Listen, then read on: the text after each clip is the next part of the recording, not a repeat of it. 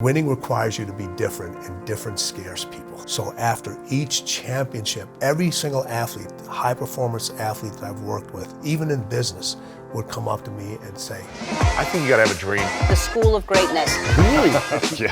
Please welcome Lewis Howes. You have been training and working with the greatest athletes and leaders of our generation, Kobe Bryant, Michael Jordan, Dwyane Wade, and many others that rave about you and your mindset. More than just you as a trainer, but the way you think and the way you show up, the habits, the rituals, the routines, everything you bring to the table. And I want to ask you, my first question is, what do most people misunderstand about success in general? You're around the most successful people, you train them. What do people misunderstand about success? I think the thing that people misunderstand about success is they're looking for the easiest way to get there. You know, and it's funny, how many books have you read, or I won't say promoted, but had on your show, and everybody goes 5 easy steps, 10 steps to greatness, you know, 8 steps to this. And those steps for success, they're infinite. They are infinite. You cannot count them. It doesn't matter how long you've been doing it. Those steps are constantly shifting. You don't know if they're there. Sometimes you have to trust that the next step is going to be there when you can't even see it. And sometimes when you step on that step, you go right into quicksand. But you got to be able to pull yourself back out of it again. So everybody's looking for these steps, and there are no steps. Those steps never end. And you just can't climb steps. Sometimes you got to crawl those steps, and you finally get to the top, and everything shifts, and you're at the bottom again. It's crazy. All right. What does that mean? Sometimes you're at the top, and then you're at the bottom again. Well, you may get to the top, and you're like, I'm here, and then you look back down, and you look up again. You're actually on the first step. You're on the first step again.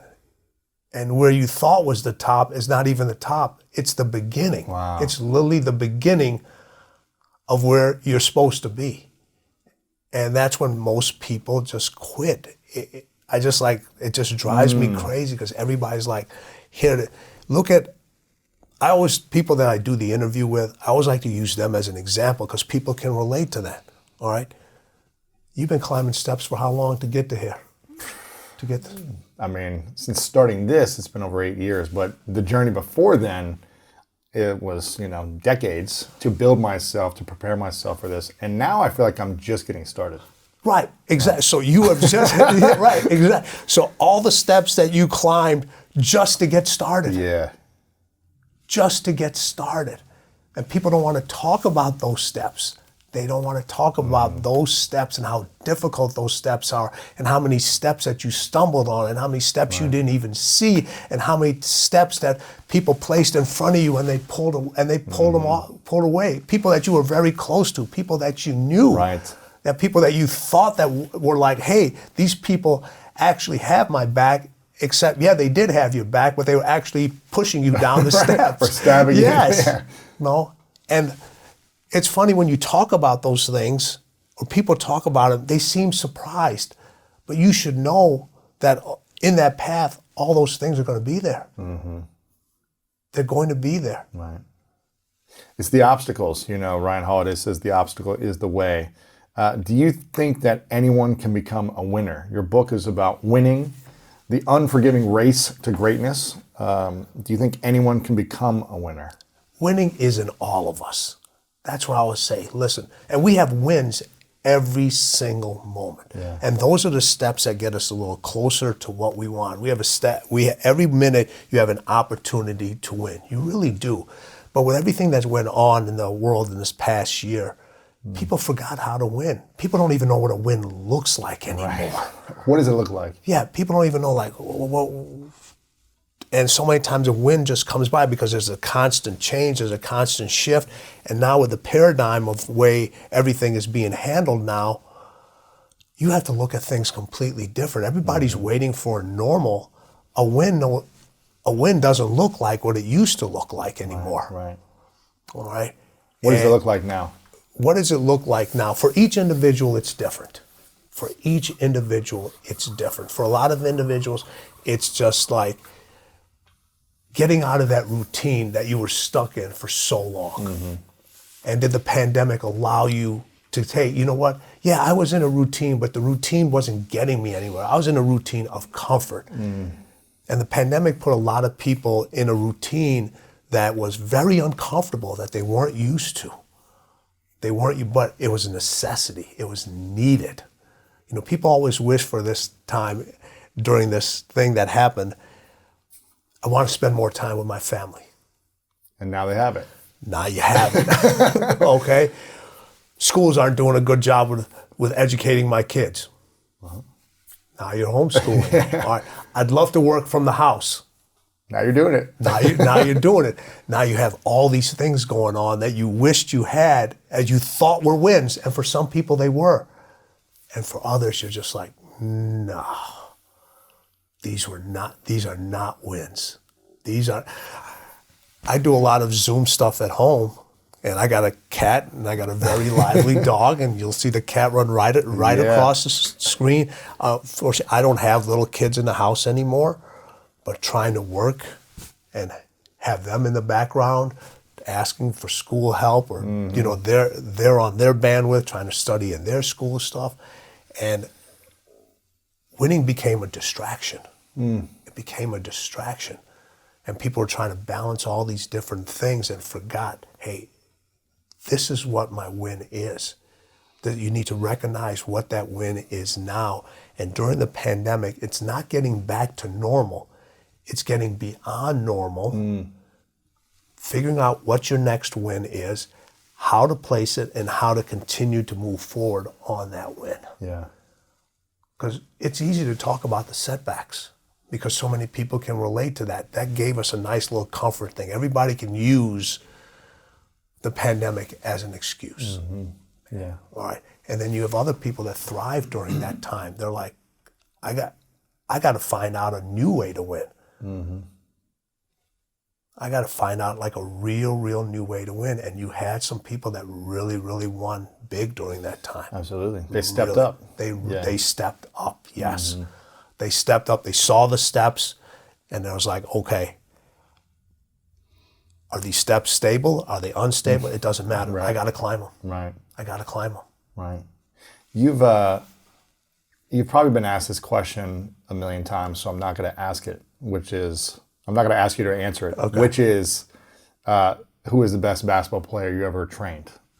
I'm assuming you've been asked that a million times. I have. What I will ask you is, who is the hardest for you personally to train? Who is the hardest for you to show up for mentally, physically?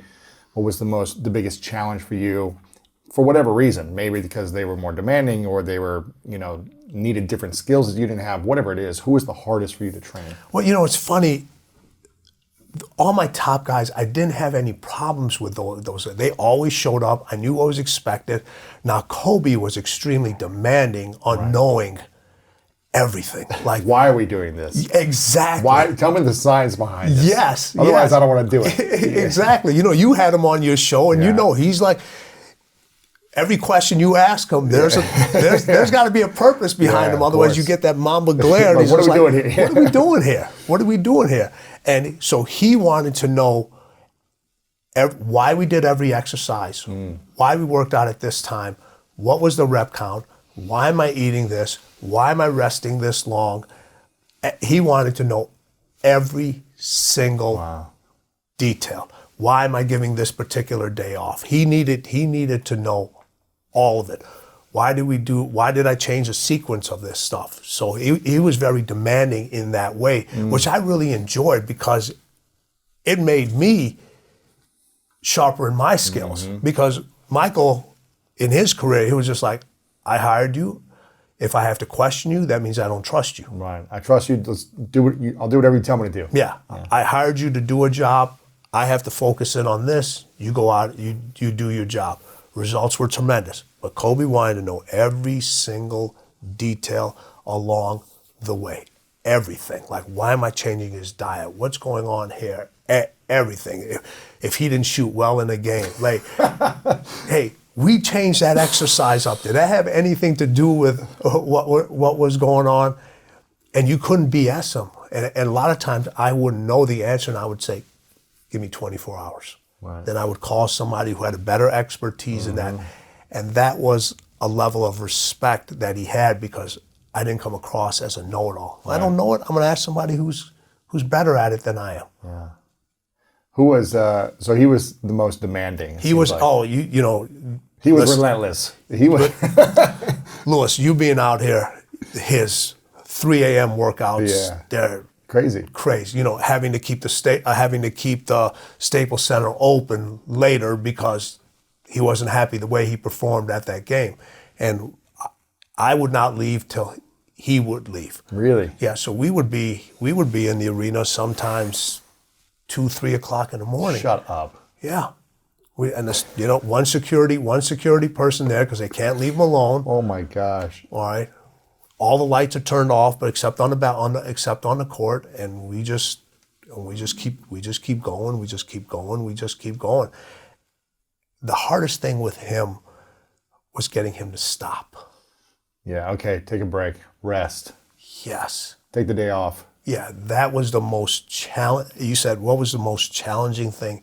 That was the most challenging thing with him, because over all the years that he had his success, it was about go, go, go. And then when I came on, I was the complete icicle. I got to get you to stop.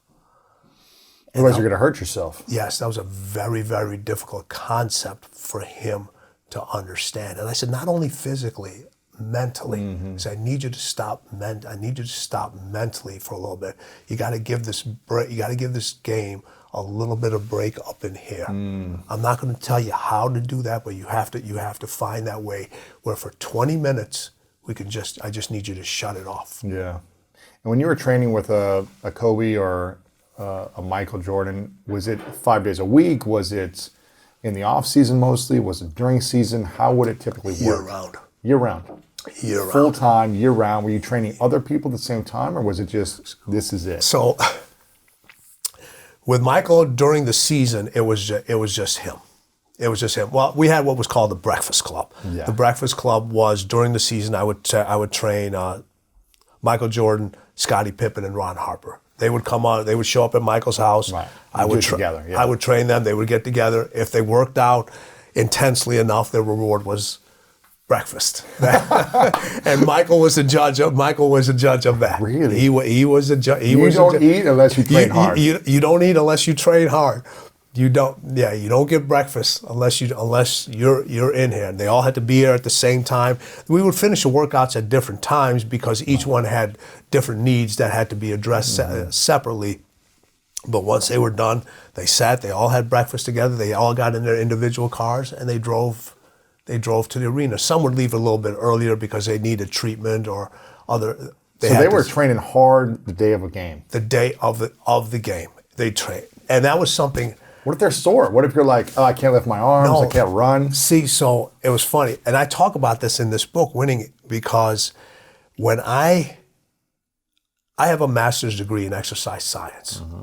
My bachelor's is in kinesiology. So I spent a lot of time in school, and they taught me what to think. Here's the book. This is how the body works. This is what you need to do. All right. Then when I started working with these individuals, I said, okay, between travel days and game days, if we did not work out on those days, we would literally work out maybe once a week. Because you're practicing on every practicing, day, yeah. You got to travel. Back then there were almost 3 to 4 games a week. Now the schedule's a little bit more diverse, but back then it was, you would play minimum of 3 games a week. So I was like, if we don't work out on game days, we're never going to make any progress. You will actually be more sore once a week working out. And there were no books to tell me of any of this. There was nothing. I couldn't go back then. Remember, no internet. Right. All right. No cell phones. No internet. No cell phone. No Google. No nothing. YouTube. Yes. It was the Dewey Decimal System. For the young people that don't know what that is when you go to a library, where they have books. And you got to check out a book. Yeah. You couldn't find this information in there. So to me, I started to develop the skill of how to think. I was like, well, you know what? This makes sense to me. So I'd say, hey, Michael, we got to do this. We have to work out on game day. Yes, it's going to be detrimental early. Right. First month, first 8 weeks, you're gonna be pain. Yeah. Right. I said, I'm not going to tell you you're not. But I said, if we started early enough and we started in the preseason, your body will acclimate. Then when the season rolls around, you'll be fine. I said, it will pay off dividends in the long run. How many years had he been playing in the NBA before you told him we're gonna be training on game day? I started with him right away. I started with him in '89. I think he came into the league. I can't remember the exact year he came into the league, but I started training with him in 1989. And how did the story go again? Didn't you call like every player on the team or something? Again, back then, it wasn't easy to pick up a phone. So what I did was, unless you had a landline at home, and I wrote a letter. I wrote letters. There's 15 players on an NBA team. I wrote 14 letters to the Chicago Bulls. I wrote a letter to every single player except Michael Jordan because I was like, he's not going to do it. He's not going to do it. I'm like, I've never worked with a pro athlete. All right. I've never worked with a pro athlete. The best of the best is not going to come in and say, hey, I'm going to hire this kid. But he saw a letter in somebody else's locker and pulled the letter out, read it, and gave it to the athletic trainer and the team physician at that time and said, hey, find out what this kid's about. Really? Yeah. How old were you then?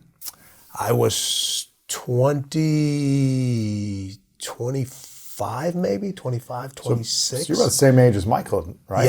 Yeah. Michael's born in, I'm a 64, he's a 60. He was born in 62, I was born in 64. Gotcha. So he's a couple years older than you. Older, yeah. And so he saw a letter in someone else's locker and said, oh, why didn't I get this letter? Yeah, competitive. Wow. why isn't this guy reaching out? I don't know if that was the case, but everybody knows about Michael's competitiveness. Mm-hmm. And he was just like, why didn't he reach out to me? So he gave it to the team athletic trainer and the team doctor got together. They gave me a call. I didn't know who they were interviewing. Yeah, I had no idea. They said, listen, we have a client that's interested. We have somebody that's interested. So for literally for 3 months, they drilled me. They brought me in to see to ask me questions, to take tests, to see if I knew what I was talking about, to go through a rehab process, to go through a workout, all these, and that just went on for literally 4 days a week for 3 months, every single day. And then one day they finally said, hey, listen, we want you to meet the client. So, okay, no problem. Didn't tell me who it was. Said, gave me an address and said, be at this house at 1:30. All right. And back then, it was still a nice house, but it wasn't a gated house. You could just walk up and ring the doorbell.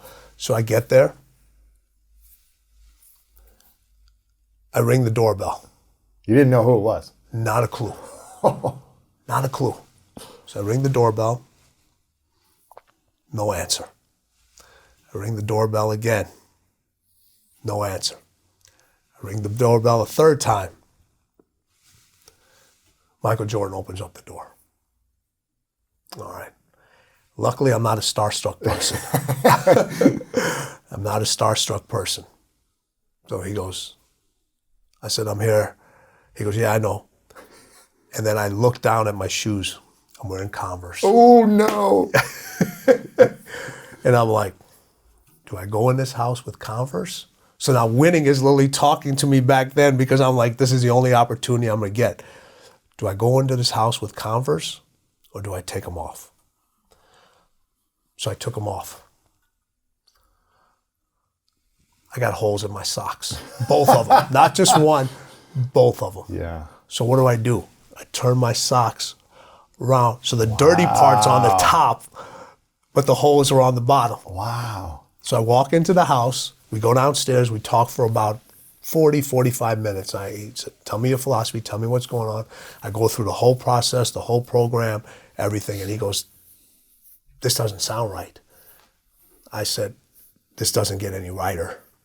I said, trust me on this. He goes, I'll give you 30 days. and 30 days turned into 15 years. Wow.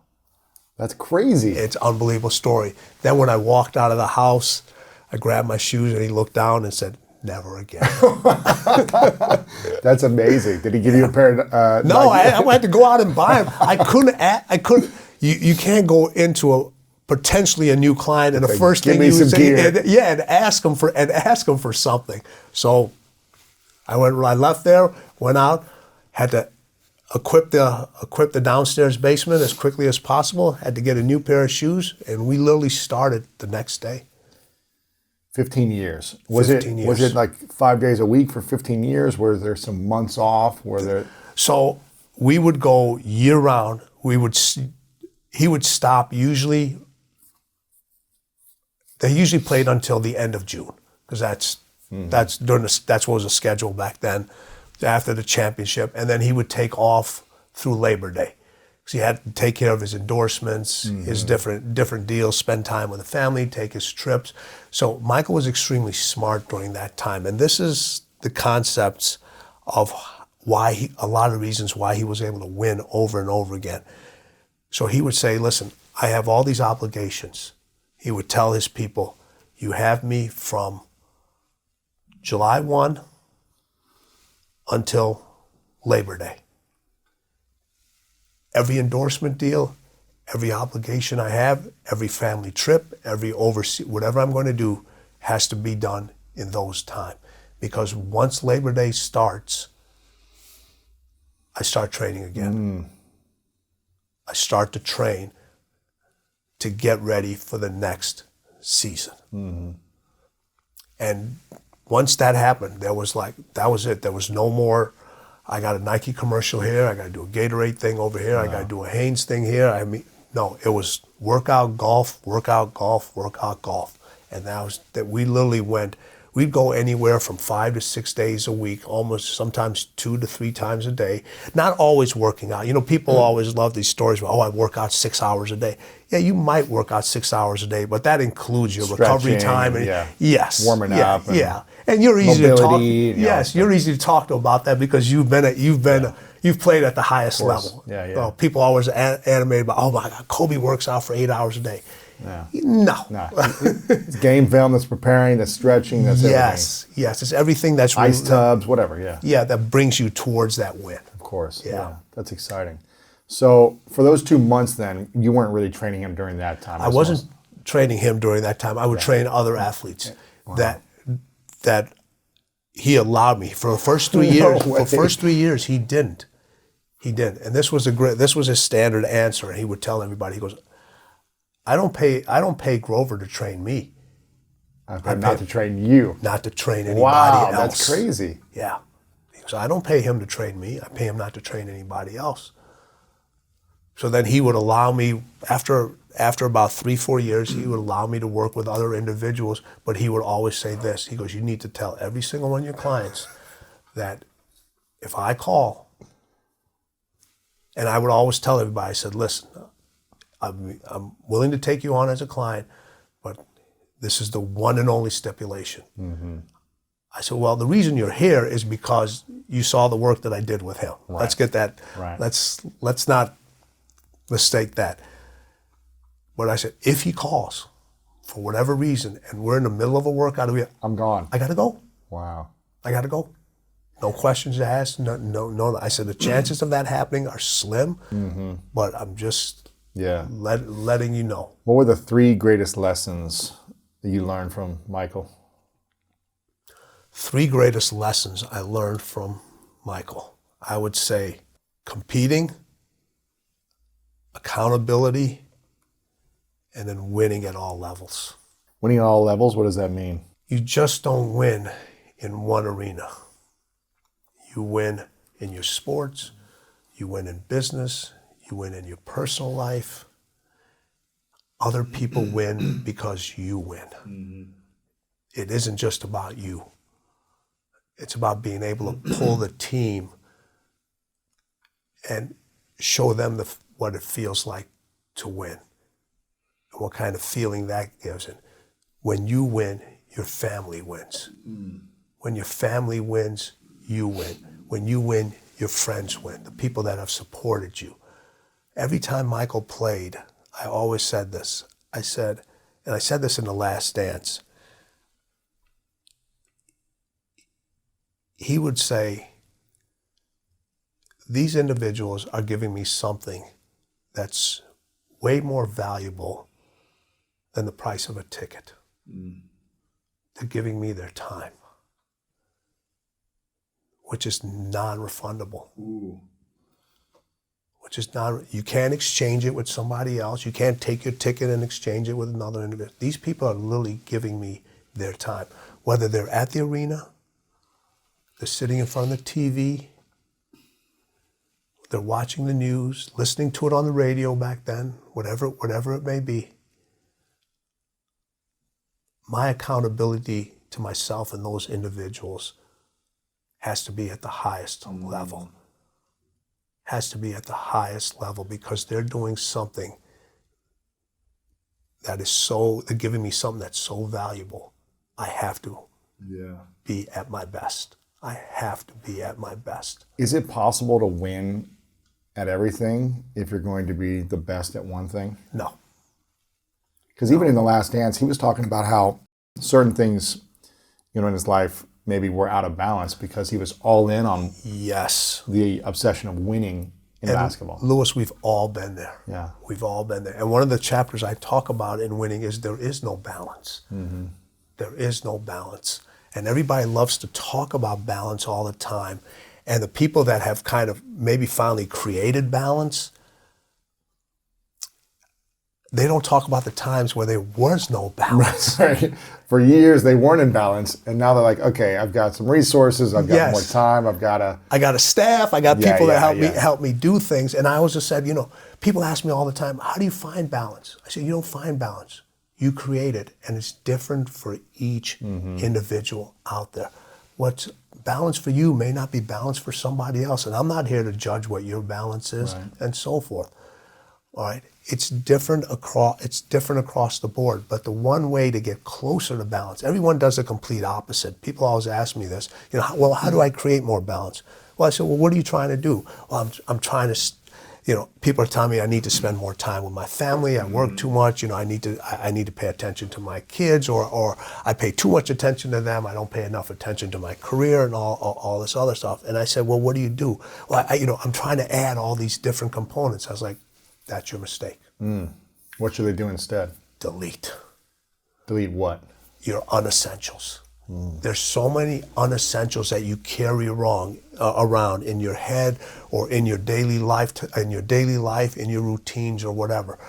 When you try to balance things, if you add more things, it becomes more difficult to balance. Delete the unessentials. Delete the things that are not creating that balance for you. And if you look at it, if you really sit down, you'll be like, I really don't need to do this. I shouldn't be doing this. I got a little time wasted. I got a little time wasted over here. And that way it brings you a little bit closer to what balance looks like for you. But like you said earlier, is everything going to be perfect? No. And I give this example. When I'm speaking to individuals, and again, I talk about it in the book, I'll ask individuals, who wants zero happiness? Nobody raises their hand, all right? I said, who wants zero success? No one raises their hand, all right? And I go say, who wants zero life? No one raises their hand. I said, who wants zero love? No one raises their hand. I said, what's the number on a perfectly balanced scale? It's a 0. It's an absolute 0. So I said, if you're trying to balance all those things all the time, you're going to end up with none of them. You're going to end up with none of them. Now, I never want your scale to be tipped all the way this way. All right, but then you have to decide how much, where are things going to be, and the time. Listen, if you are one of those individuals as a person that's dedicated to their craft, want to do this, there are things that are going to have to take a back seat. Yeah. Right? If you want to be the best at something or great at something, Yes. one of the best at something, something has to take a back seat. And it always is. But then when you take whatever's in the back seat and you put it in the forefront for that moment, make sure you're all in. All in on that moment. Present, giving, attention, all of it. Yeah. All of it. All of it. Be all in. Mm-hmm. You know, people always tell, and I could tell.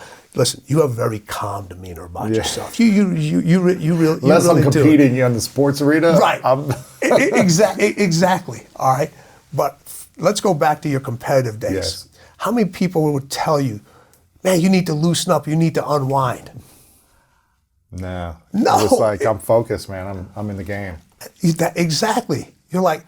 You're most uncomfortable when you are unwound. When you're relaxed. Yes. You're thinking about how do I do more? How do I create? How do I train harder? What do I need to watch film, study? Yes. You're obsessing over it.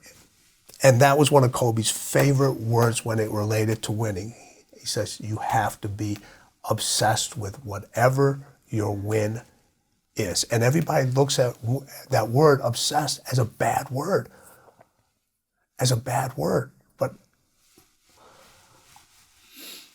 look at this. If you weren't obsessed, would you have the guests that you have? No, we wouldn't be impacting people the way we are. And that's okay if that's the life you want, which is not obsession. That's okay. But that doesn't mean you're going to get the results that obsession brings. And don't judge the people right. that are obsessed and allow you not to be. Mm-hmm. You know, because they're doing all the work for you. Like they're carrying a lot of weight. Yeah. Listen, how many people do you know? You just did an interview recently with, was it Tony? Tony. And Tony Robbins, Russell Brand, yeah. All right. Well, if people want to hear what they have to say, you have to be obsessed in order to get that information for the people that aren't obsessed. Absolutely. Otherwise, they wouldn't bring the information to me. Right. So they should be thankful that, man, you know what? We're really, really thankful that Lewis is obsessed at doing what he's doing because it brings us enjoyment. It allows us not to be obsessed in that area, and we can be obsessed in some other area. Absolutely. Yeah. I think it's important to recognize that obsession over winning and whatever that looks like for you. That can be sports, business, parenthood, anything. Being a good friend, whatever it may be. You know, if you want to be great at something, you can't half-ass it. You can't be tiptoe in, a little bit out, spend a little bit of time on it. You've got to be committed to it if you want to be great at that thing.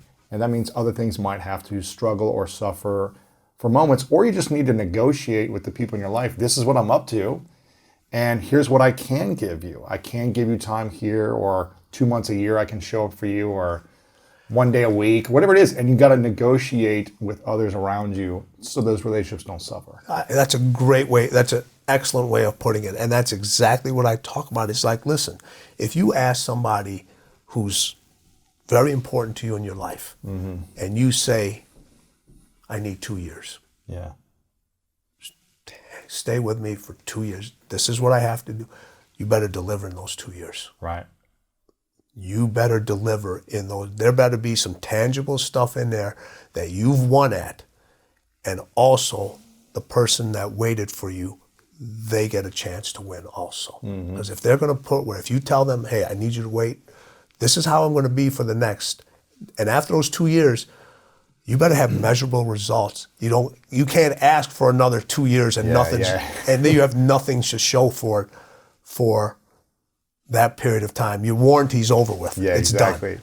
It's done. And speaking of negotiating, how does someone learn to negotiate with their own minds when things get hard, when they want to quit, when they're in pain, when they're struggling?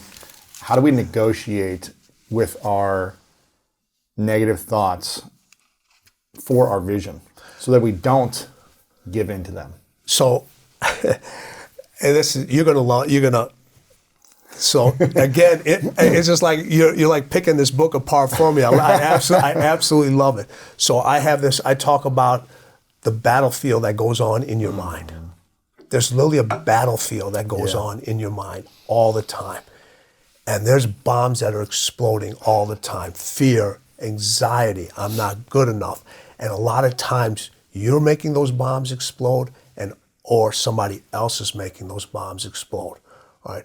You have to take control of that space. You have to, too many times, the space between our ears, we don't have control over it. A lot of other people have set shop in it. They're like, they've like taken the most expensive real estate in the world and they've like literally sitting in it and they're not paying any rent. Ooh. Yeah, they're making you pay the rent. Yes. They're sitting in it and making you pay. And you're sitting in there, and those individuals, boy, they know exactly where all the bombs are, and they know which ones to push and which ones to push, and how to get you emotional, and how to do those things. And they also do it in a positive way. Also, well, what's considered a positive way. You don't need to work that hard. You're good enough the way you are. You're already successful. Boom, boom, boom, all these different things. Because what they're trying to do is, instead of being supportive, they're actually pulling you back because now you're starting to create distance between you and them. And they don't want that. You got to make sure you control that battlefield that's going on in there. It's your space, it's your mind. You're going to have negative thoughts. You are. But you don't act on all your thoughts. And that's not, thinking positive is just not going to get it done. All right. You need to think positive, but you need to act on whatever you're thinking positive of. Just changing your thought is not going to change your action. It may change your perspective, but you still have to continue to push forward. So when someone has a negative thought, how should they respond? Should they analyze it? Should they replace it with a more positive thought? Should they act on it and say, okay, I'm feeling tired and like I'm not enough today? Should they say, okay, when it happens, I actually do something to get out of it? I move my body, I call a friend, I work out. What should they do when a negative thought comes? Also, I always look at it this way. What is causing that negative thought? Is it you, or is it somebody, or is it something that somebody else said about you? Yeah. So just like you have something that triggers that negative thought, you have to have a trigger that gets you out of that negative thought. I have negative thoughts just like everybody else. All my clients did, and then they each had a trigger to get themselves out of it, and I could see it. For me, literally, when I see a negative thought come in, and if I'm walking, I will literally stop. I will literally stop in my tracks, and I'll do like this. Really? You're like, get out. Get out. Get out. That's my trigger. Now, obviously, I can't have my athletes sitting out there doing, but that's what works for me. But the important thing is I come to a complete stop because I don't want that thought to gain traction. I don't want that. So I need to address it at that moment. Yeah. I need to address it at that moment. Now, with my athletes, they each, and I can't share the different triggers that they had, but each had one when they were like starting to maybe doubt themselves, or it was very difficult. You could see it. You could sense it. You could whether they were saying it or not. You could sense like, it. You can look. Body language. Yes, exactly. You can see it in their. They're looking down. They're doubting. Yes, everybody has those little things. The way they're looking at something, the way their head is being held, the way they're breathing. Yeah. The way when they go sit down on the bench, and the way they look, you can always see something. Okay, they're not doing. How would you? Were they coaching themselves out of that, or were you just supporting them with a mantra or a process for getting out of that? Like, what did MJ or Kobe do? I would give them a bunch of things, and I'd just say, listen, you got to decide on which one you want to use. You have to decide. And a lot of times, the most successful people that you've had on your show, they're the most coachable. That's it. They're not resistant to learning. They want to improve. Yeah. So a lot of times, I'm sure the stories, the episodes that I've watched you give, a lot of your guests are asking you questions. Absolutely, yeah. It's like, wait, who's interviewing who over here? Who's interviewing who over here? And it's a learning process back and forth. So when I would talk, before I would go to the individual and say, hey, I noticed, they would all be like, I already know what you're talking about. And we would have that discussion, and noticing and being able to be aware of the mistakes. Be aware of the negative thoughts. Be aware of the negative emotions. That's on you. We're always looking for somebody else to point those things out to us. Well, you need to recognize those things before anybody else does. Right. I'm a big believer that you can't win consistently, and you can't be great consistently if you're constantly doubting yourself and allowing doubt to make decisions for you. Louis, you sure you didn't write this book? And I'm not saying, I'm not sure if we'll ever be able to eliminate doubt, because every new level, every new opportunity, every new adventure we take on, there's going to be a level of, I've never done this, and you're going to have to step into the courage, bones inside of you and say, I've got to leap into courage in this. And there's going to be a little bit of doubt or insecurity, but how do we eliminate it from holding us back? When we have self-doubt, how do we remove it so that we can continue to strive for greatness? So how I look at this thing is, we talk about fear and doubt in the book. I said, you've talked to the Michael Jordans and Kobe Bryants of the business world on a regular basis. Yeah. All right. And every single one of them, I'm sure, no matter how many times they've done things over and over and over again, there's always been a little bit of fear. Mm-hmm. There's always been a little bit of fear. What if it doesn't work out? What if we lose? What if this risk fails? Yes. All right. But that fear is what allows them to take that next step. It's their instead of fear paralyzing them, it's their energy. Mm-hmm. It's their energy. I always say, you can have fear, but you can't have doubt. Mm. All right. So how do we eliminate doubt? When you have that fear, know that what you're doing is the right thing, because if it's not fearful enough, your goals are too small. Right. They're too small. Well, and then you never doubt the outcome. Don't overthink. A lot of times doubting is overthinking. And what is overthinking? It's creating problems that don't exist. Mm-hmm. You start overanalyzing. You start, well, this could go wrong. Michael always used to say, why should I worry about a shot I've never taken? Ooh. And people are always thinking about the negative things of something, and they've never even done the thing yet. Right. And that creates more self-doubt, more self-doubt, more self-doubt. So how do we let go of that? Is it just don't worry about the outcome, just focus on the process? Is it leaning into the fear, knowing that's the thing that we're supposed to go after? Yes, exactly. That's the trigger to move forward. To move forward, all right? What happens if I fail? What happens if I miss it? What happens if I humiliate myself? Then what? But you know what? Here's the point. I'd rather have those things than to say, I never did it. And the regret. I always say that too. I never did it. Yeah.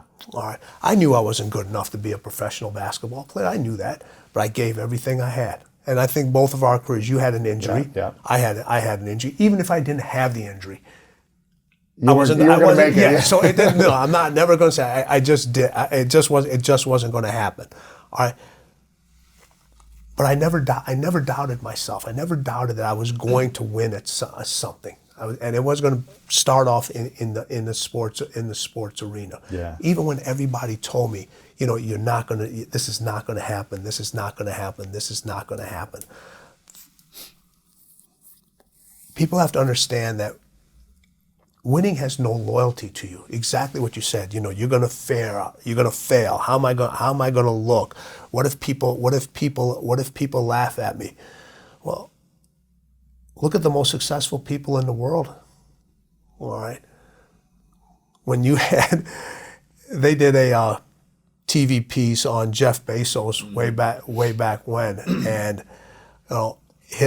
could you imagine people laughing when he first come out and says, you know what? I'm going to start a company, and we're going to have everything that you want shipped to you in a week. Man, this dude is crazy. In a day, in 2 days, yeah. And then it's like, you know what? That's not good enough. Yeah. We're going to do it in 2 days. It's crazy. That's it. That's still not good. People are just laughing. They're doubting it. You're doubting yourself, and you're like, I'm going to do it in a day. Now you get your groceries delivered in 2 hours. from Whole Foods app on Amazon. What normal person thinks that way? Yeah. All right. And the people that are a little bit off, a little bit crazy, a little bit like, hey, so what? So what? All right. They have the least amount of doubt. They have the least amount of doubt. You usually have doubt because of what somebody else is going to think of you, how somebody else is going to react. All right.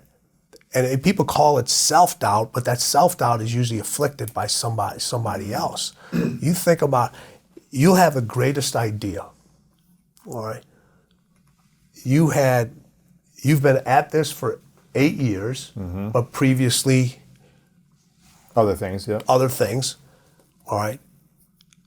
How many times did you tell somebody, I'm gonna go do this, and like, oh, that's a terrible idea? It's funny, the day I came up with the idea for this show, I was in LA. I just moved here from New York City, probably 6 to 8 months prior to that. And I was stuck in traffic. You've lived in LA for Oh, years. yes. And I moved from New York City, loved it. I'm from Ohio. Came out here, I'm stuck in traffic for hours every day to go see someone, whatever. And I remember having the idea to do a podcast because I was feeling a little stuck in my life. I was feeling like things aren't working, like I need to learn, I want to grow. And I was also like stuck in traffic. And I was like, oh, a lot of people are stuck in traffic. What if I could learn and also give them something while they're stuck in traffic or they're commuting? This is kind of pre-podcast days. Sure. And I remember I called a friend who had a show. There was only like 2 people I knew who had a podcast.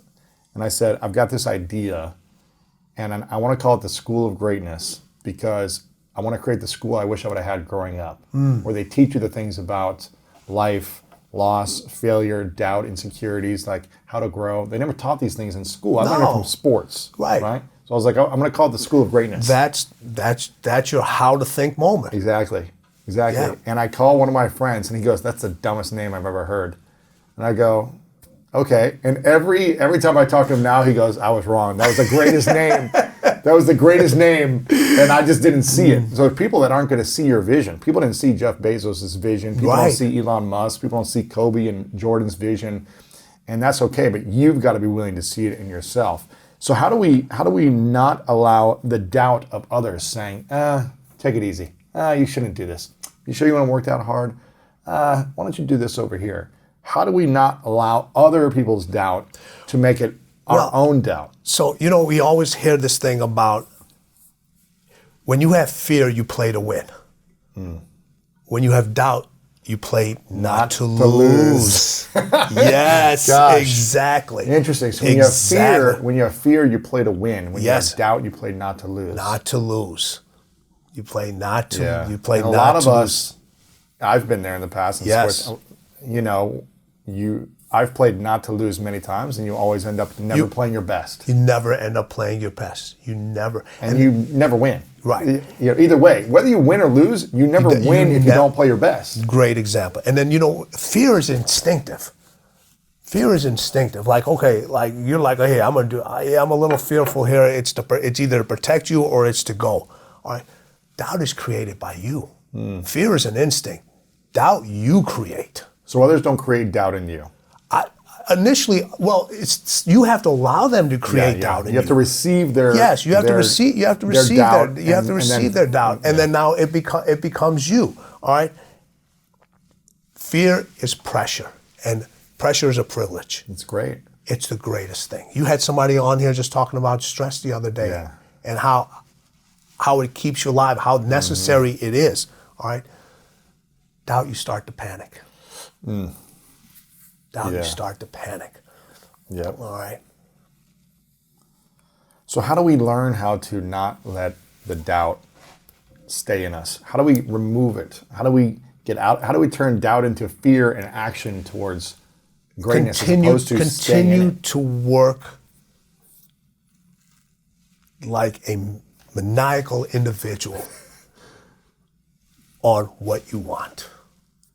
Is that the only way to get rid of doubt, you think? Is by obsessing over something and proving something so you don't doubt? Prove it to yourself. we have so many other individuals that are trying to prove it to everybody else. Don't worry about proving it to everybody else. Prove it to yourself. And here's what I'll say around that. I think that's beautifully said, because most of my life, until I was about 30, I was living to prove others wrong. Yes. And it was the second most powerful fuel and energy that I think humans have, is like, I'm angry, I'm hurt, I'm frustrated. I'm going to go prove these people wrong about me. And it drove me to be obsessed around winning, around achieving, around accomplishing my goals. And I did. I accomplished them. But it left me feeling very unfulfilled, lonely, insecure, Yes. doubting myself even more. Why am I not feeling what I want to feel? Why am I not still getting what I want inside? Because I was driven by the wrong things, Yes. to prove other people doubting me wrong. And you hear that a lot by, like, people say prove them wrong. But I think it's prove yourself right. Prove yourself right. And like you said, I love that you're saying this, because you'll prove others wrong by proving yourself right. So you don't need to go prove them wrong. Just do your best. You just gave an example. Yeah. You're one of your closest friends. Yeah. Man, that's a terrible name. That's a terrible name. All right? Prove yourself right. Yeah. Don't prove him wrong. Right. Say, okay, I'm going to go do this for me, whether you like it or not. Right. And the best validation is when they come back to you. I was wrong. I was wrong. That's the best validation. And you don't need to say, I told you so. No. You just say, I told myself so. That's it. It's a shift in it. Right. And that person, what did they try to do? They tried to create self-doubt in you. And if you would have, this would have been called, School of average. yes, yes, normalcy. Right. Whatever it would have been. Yeah. Whatever it been. So when doubt creeps in and we start to believe the doubt, go back into proving yourself right. Go back into obsessing over the craft, doing it for the right reasons, not to prove others wrong, not to look good in front of a crowd or whatever, but doing it because you love the art of it, the expression of it, the creation of it, the vision of the thing you want to work on, not to validate something that's lacking, right? It's perfect. You look at when Kobe, his first playoff series.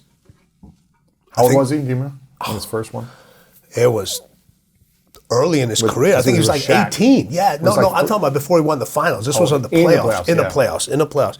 I think he had this. No Shaq, pre-Shaq. Yeah, he had this horrible game against. I think it might have been the Utah Jazz. I can't remember. But he shot like 4 or 5 straight air balls. I remember that. Yeah. 4 or 5 straight air balls. All right. Now he could have came back next year and said, "I got to prove." Everybody that said, "Man, you're too young. Why'd you take?" No, he was just like, you know what? That's on me. I have to own that. I have to own that moment. All right. I owned that moment. Now I got to prove to myself I can overcome this, because now everybody else is doubting me, but I can't doubt myself. I can't doubt myself. And everybody's had that moment. Everybody told MJ, "Don't go to North Carolina. You'll never play. You'll never play." And one of the stories I share with individuals is Dean Smith, who was a coach at the time. He introduced Michael. He said, "Michael, I want you to meet." I think I get the name right. I'm pretty sure. He thinks I want you to meet Buzz Peterson. Because Buzz Peterson was a number one recruited player in the nation. To go to North Carolina. To go, yeah, like the number Anywhere, one anywhere. He was a number one player in the nation. And Michael goes to Dean and says, "How could he be number one? He ain't never played me." He said, how Dean saw something. He saw that competitive nature in MJ, and he wanted to see, now if I tell him that, is that kid going to start doubting himself? Because everybody else has already told him, you shouldn't be here. You shouldn't be here. And Michael went out and he said, I don't need to prove to coach. I don't need to prove to Buzz. I need to prove to myself that I belong here. Did they end up competing? Did they do one-on-one? Yeah, it ended up, and it didn't turn out well. For the other guy? Yeah, for the other guy, yeah. And Coach Smith made them roommates. Oh, wow. Yeah. That's hilarious. Speaking of one-on-one, how many times did you get to play one-on-one against MJ or Kobe? often it never turned out well. Did you ever score a point against either of them? Yes, I did. Really? What was that? And it was the last point I ever scored. Really? Yes. What was that like? Where was the moment? It was during an. It was during. Well, see, it was kind of like a setup. It was a setup. So it was. I was playing. Michael and I were kind of messing around. He just finished a grueling leg workout. He's like, can't even walk. Grueling leg workout. So you get him when he's at his lowest moment. Oh yeah.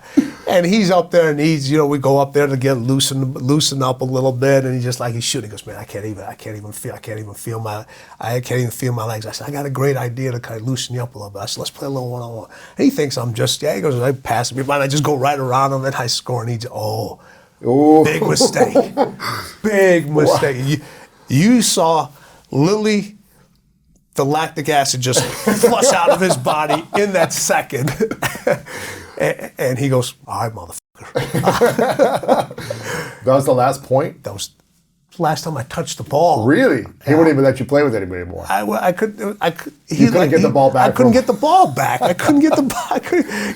I would get the ball back after he scored in the basket, and I pass it back to him. But or when you got the ball, and he was just swatting it away. Yeah, it was just like I couldn't get around him. I mean, when you're a professional at something, people don't realize how good those individuals are. I love the people that sit on the sidelines and all this other stuff, and they doubt how talented those individuals are. And I always tell them in any sport, I said, listen, you give me who you think are the 5 worst in the league. Yeah, in the league. Pick. I don't care who that. They any will of them. Dominate anyone. And you get your top 5, they will literally dominate. There was a show, I think, like 10 years ago by some guy, a basketball player from the Celtics, I think, who was like the bottom 5 in the NBA, who like scored 5 points in 8 years. And they would bring out these college like superstars and rec superstars and freak athletes. They couldn't even score a point on this guy after he retired. Yeah. I can't remember the guy's name, Bill something, or a tall, like redheaded white guy, and it's just like shooting three. Scalabrini. Yes, Scalabrini. Yes. And there was a whole show about this because Yes. these kind of like all-star Joes thought they Yes. could compete against a retired NBA guy. They couldn't even score a point years after he retired. Yes. It wasn't even good in the NBA, but still, you're number 500 in the world at something. You're going to destroy everyone else. Exactly. You're going to destroy them. Their talent level is so It's unique. unbelievable. You See, played. Is I it played team football and team handball Team hand- with the USA team. Yeah. Team hand. For people that don't know what team handball Most is, people in America don't know. You know because you've been to the Olympics probably. You've seen it. Yeah. It is an unbelievable sport. And you talk about competitiveness. Man, here's the thing. My first year playing with team handball was 10 years ago. I moved to New York City to join the New York City team because they were the national champions, and there's only clubs in the USA. No one's getting paid. No one really knows what the sport is. So it's all Europeans who have moved here who play the sport once a week. And I made the USA national team 9 months after starting to train with the New York City team. Made the USA team, and I remember going to Argentina to compete in the Pan Am Championships. And I had a chance to play against the top teams in South America, Brazil and Argentina and Chile and all these teams. And I'm going against Olympians. These are professionals playing in Europe, Olympians. I'm on the USA national team, but I remember the first time I was up against an Olympian, I had zero chance. Like, they just made me look like an idiot. And I'm an elite player for the country on the USA team, but these guys were so talented. They knew every nuance. They just knew what to do at all times. That you had no chance. So it doesn't even matter if you're elite at the college level. You can't compete against these NBA guys. So, and this is how. So I have two stories that you can relate to on this, and how competitive these individuals are, and how important winning is to them. Kobe was a big soccer fan, huge soccer fan. So, when we would take the Nike trip to Europe, and he would always want to visit all these different teams. And we were always challenged to stop a goal. So like we would man. be the score, Yeah. we would be the goal, we would be the Good luck. Good luck. and we were just. And now remember, you're talking about one of the best to ever play in a sport. Yeah. Basketball. Couldn't stop one probably ever. We did this for 7 years. Couldn't get one. Not one. Yeah, We didn't even touch. They're not even trying. They're we just didn't- tapping it We in. didn't even touch the ball. No. We didn't even touch the ball. I mean, if professional goalkeepers can barely Yes. do it, how are you going to do it? It's like Then, in Michael's early career, he loved team handball, by the way. who's that? Kobe loved team handball. We talked about it before our interview. Yes. Because I mentioned to him, my time with him was, something I'll always remember. And I only had an hour and a half with the guy. You spent years with him. But before we did the interview, I was just like, hey, I really want to acknowledge you. This wasn't on film, but I was like, I want to acknowledge you for all the Olympians that I know, friends of mine. They all say how amazing you were during the Olympics, how you'd show up and take photos with everyone. You were so generous and kind, and you would show up at the events and watch people and support all these athletes. So many other events. So many. Yeah. And here's the thing. USA Basketball, they don't stay At the village. the village. We were like way out. And he would like say, hey, listen, I want to go see someone. We literally had the schedule. This is what we're going to go see. This is what we want to do. And he was at every single one of those events. Yeah. Every single one of those events. It's crazy. And I mentioned I played with the USA handball team, and he goes, no way. He goes, I played handball growing up in Italy. I love team handball.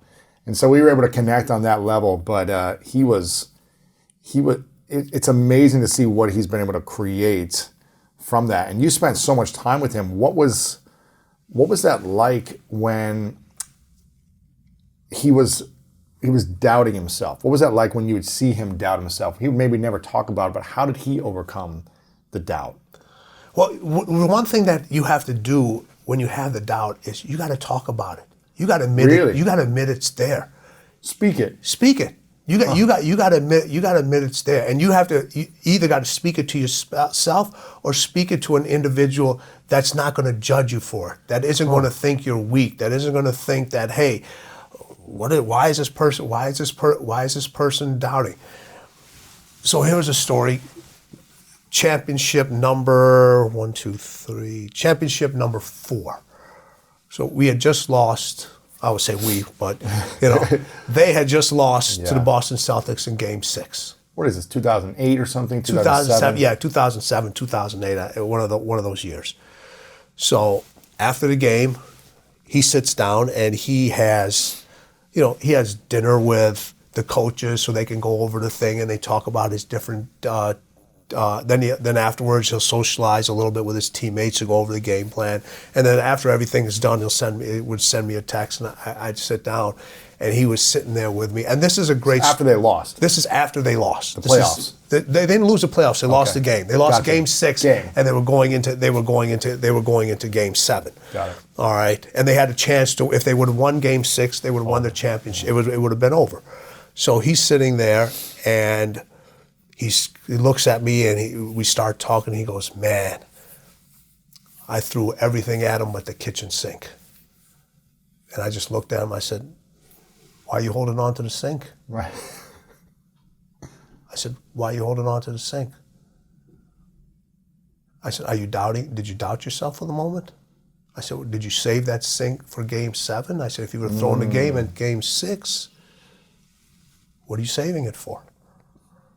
And then we literally had a discussion about that moment of doubt, which was very rare to him. But it was the Lakers-Celtic rivalry. Wow.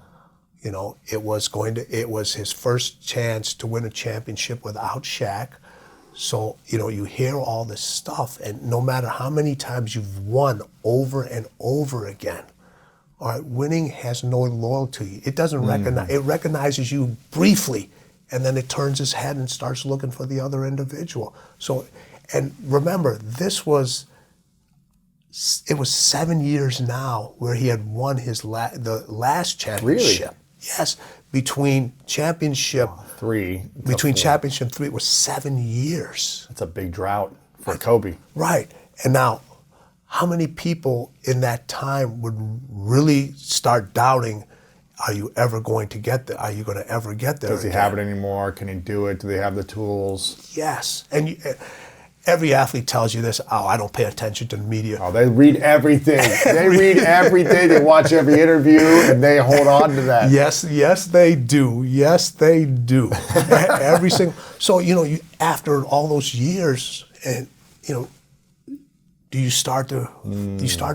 You're human. Yeah. You start to think, man, maybe they're right. Maybe I'm getting older. Maybe. Yeah. So now, hey, listen. Everything that everybody else has been saying, everything that you've been holding inside. Let's talk about this now. So what did he say after the sink part? He just gave me that Mamba glare first of all. That Mamba look, because he knew I touched. You hit a button. I touched a button that very few were afraid that didn't want to touch, and he didn't make any excuses.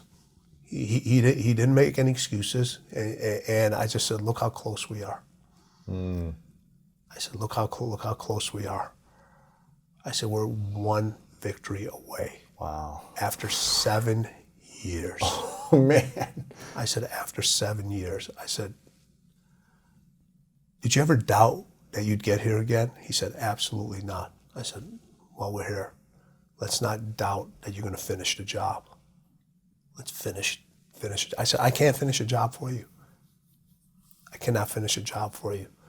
I said, nobody that you met with at this table can finish a job for you. I said, if you're doubting that you can't finish the job, then I'll go home tonight. Ooh. I'll go home tonight. And Michael was a complete opposite. Michael would, in that aspect, it was just like, so back then the series were a little bit different. They changed the format. It was 2, 3, 2. All right, so you played 2 games at home, 3 games on the road, and then 2, because they wanted to minimize the travel. So Michael would tell, you would be going into game 6. If you won game 6 on the road, you were done. You won the championship. So Michael would literally tell all the team and the staff, pack 1 suit. Yeah, it's crazy. Pack for 1 day. He goes, don't pack for 2, pack for 1. That's crazy. Yeah. He talked about it in The Last Dance, I think, as well. Yeah. Yeah. 6 championships, never needed a game 7. Really? They never needed a game 7. That's crazy. Yeah.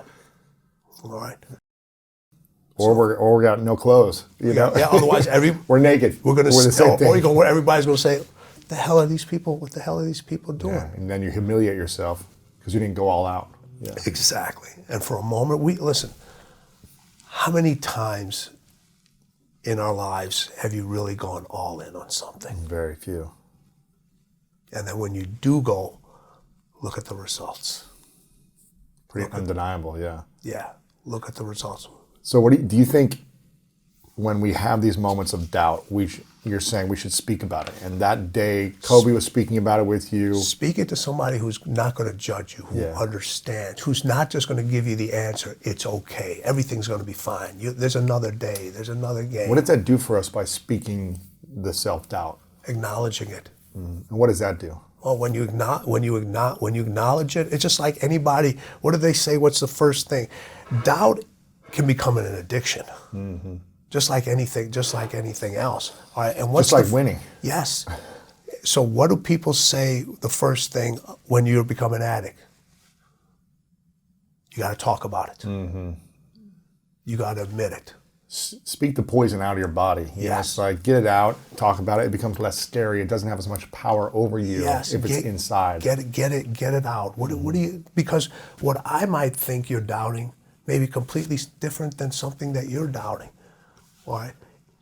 I may see something and you're like, no, that's not it. Well, okay, let's talk about it. Let's talk about this a little more. Explain to me what's going on here. What created that doubt?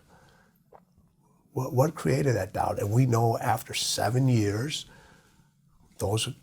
it had finally gotten to the point where it was just like, and no one talked to him because Kobe wasn't going to talk to anybody about it. He's never going to talk to the media about it. No. He has to talk to some individual that's like, hey, okay, listen, I understand. I'm as obsessed and as crazy as you are because that's why you hired me. Right. All right.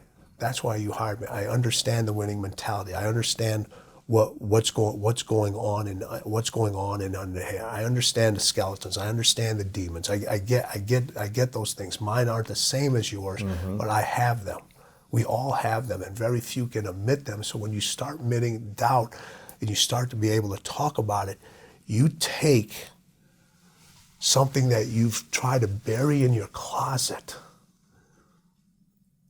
that needs to be addressed, but you're trying to hide it. You're trying to bury it. You're trying to put it away. And winning requires you to show up with all of you.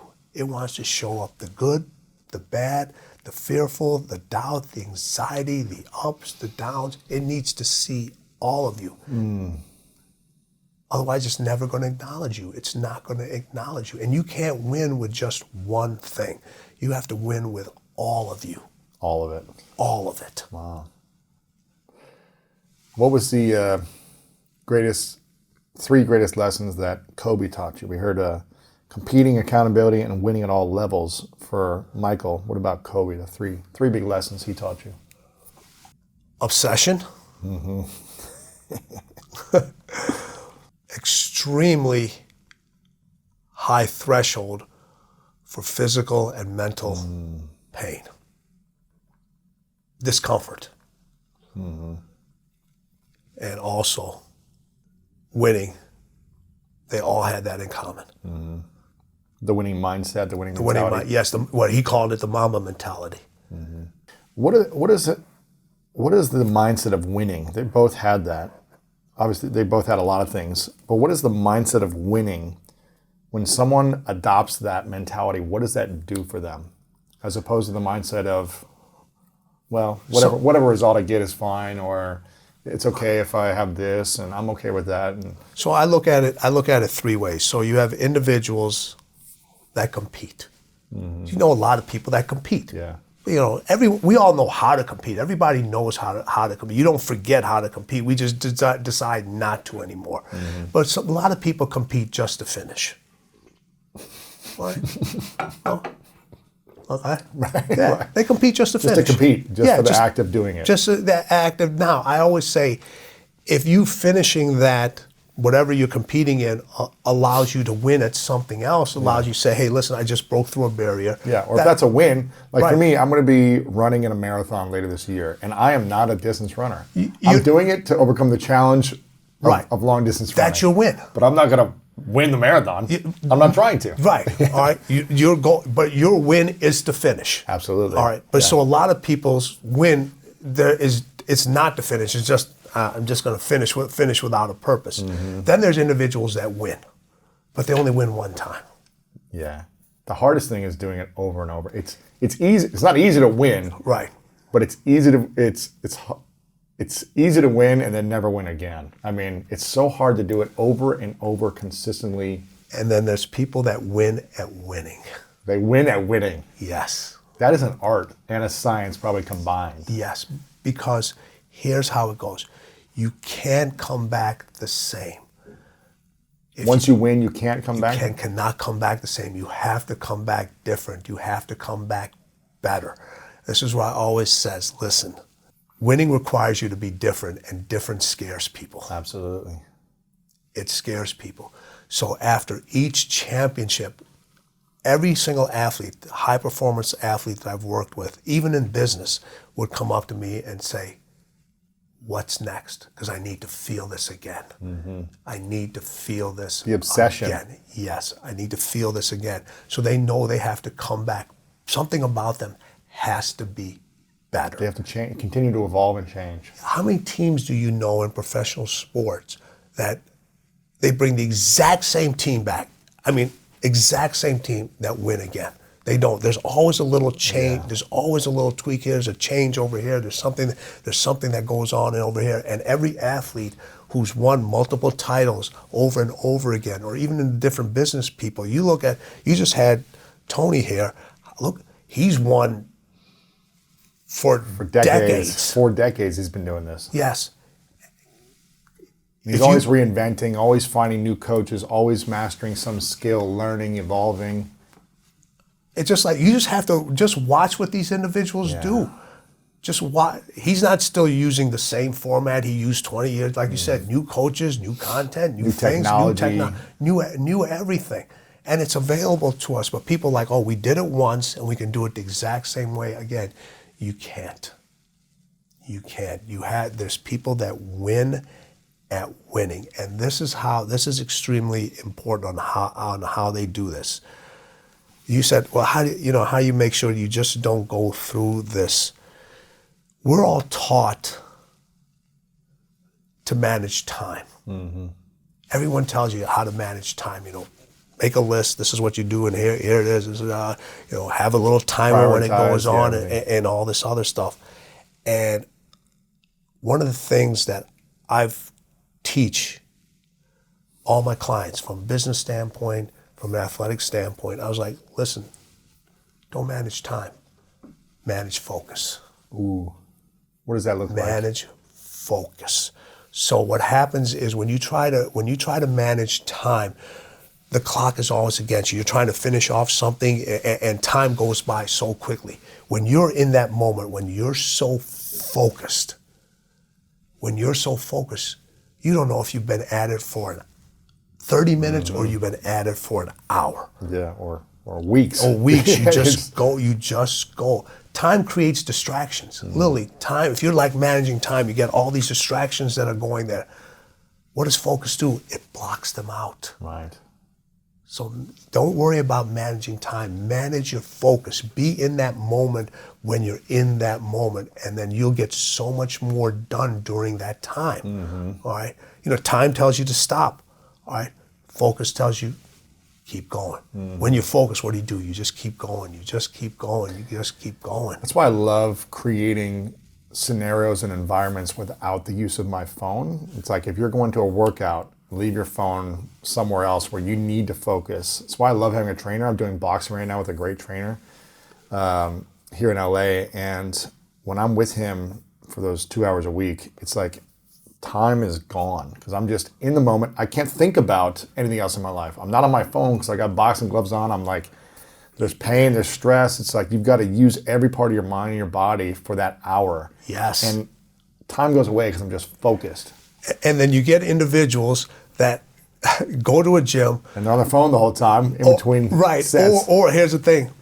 They're getting on a bicycle or they're getting on a step machine, wherever they get on. They spend more time playing with the music. All right, what music? I got to find the right genre and so forth. So what do? You're just like, I got to do this for 20 minutes. I got to do this for 20 minutes, or I got to do this for 40 minutes. You're not focused. Mm-hmm. You're in your mind, you're literally managing time. You're thinking how long this is going to go in. And you go in and you get that hour 50 or hour 50 minutes, whatever it is, and it goes by like this. Exactly. Because you are so focused during that If you're time. not focused, you're going to hurt yourself. You're going to and not get the result. And not get the result. Exactly. And that's what people do. People settle for average. When all you're doing out there is managing time, you're just putting average stuff out there. Mm-hmm. And it goes, all the stuff in the chapters that come in, I have everything listed number 1 because they all tie in together. Managing focus at a time ties into balance. Right. It ties into balance. Mm-hmm. And this is about the unforgiving race. Everybody comes in and they see the work that you're putting out now. Mm-hmm. They don't see 8 years, 1,000+ episodes. And that was your unforgiving race. And a lot of a part of it was unforgiving. You didn't come out the same. You came out different. Mm-hmm. And when you came out different, that difference scared a lot of people. And I'm sure during that journey, the people that were really close to you are no longer. Yeah, they got to accept you. They got to learn to accept you. Yes. Otherwise, they're not going to understand you, and you're not going to have the time that you once had with those people. And that's okay too. That's okay. But you don't need to kick them out of your life necessarily, but you just may not be spending as much time with them if they're not understanding your mission, your intention, your focus. Your own race. And now you get called selfish. Yeah. And you get called selfish. You get called selfish. Winning requires you to be selfish. You need to be. All right. What's wrong with taking care of self? Mm-hmm. I've never understood that. All right. What's wrong? All right. So You ask an individual to, hey, I meditate, not me, but I'm just saying an individual says, I meditate from 3 to 3:30. Mm-hmm. And oh, you know what, that's really healthy for you, that's so forth. You're in a business atmosphere or somewhere and you say, hey, listen, no calls, leave me alone, I don't want to talk to anybody for the next 30 minutes. You're selfish. Right. We love to give these words for, all right, me time. What's the difference between selfish and me time? Mm-hmm. You know, what's the difference? There is no difference. But when you're taking something away from another individual, that they want your time, they want your energy, they want your focus, now all of a sudden you're selfish when you say no. Mm-hmm. All right? You work out every day, I work out every day. Is that selfish? No. To take care of ourselves? All right? Meditation, self-improvement, reading, all those things. You do those things alone, listening to podcasts, whatever. That's time to self. Mm-hmm. Why don't people consider those selfish? Right.